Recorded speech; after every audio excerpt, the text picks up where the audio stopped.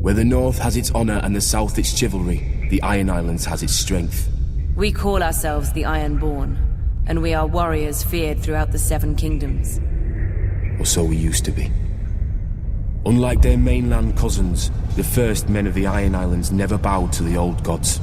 Theirs was the drowned god, who made the Ironborn to reave and sack and write their names in salt, steel, and song, that his enemy, the Storm God, could not wash away. We raised our kings from our own ranks, and used beaten foes as thralls to work our mines and farm our land. Or as salt wives, if a woman was pretty enough.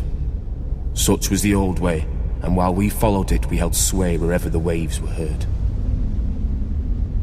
When Aegon came demanding fealty, King Harren the Black ruled as far east as the Trident. Other kings like the Starks could kneel, but Harren was Ironborn, and the Ironborn must be beaten. In Harrenhal, he had the mightiest castle in Westeros, and the army to defend it. But Aegon did not intend a siege. He mounted his dragon and roasted Harren and all his sons in their tower, and the Old Way with them.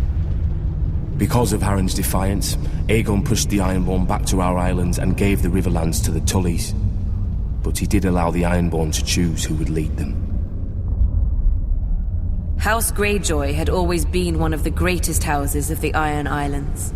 We trace our descent from the Age of Heroes and the legendary Grey King, who took a mermaid to wife and made war upon the Storm God for 1,000 years. Blessed by the Drowned God, the Grey King fought and slew Naga, the great sea dragon, and took her fire for his own. This history made our ancestor Vicon Greyjoy the natural choice to lead the Ironborn after Aegon's conquest. For 300 years, House Greyjoy ruled the Ironborn. We styled ourselves Lord of the Iron Islands, King of Salt and Rock, Son of the Sea Wind, Lord Reaper of Pike. In truth, we were thralls. Our people still chanted, "What is dead may never die." But the Old Way had died. Until the Targaryens followed their dragons into the grave, and our Lord Father, Balon Greyjoy, rose against the new king, Robert Baratheon.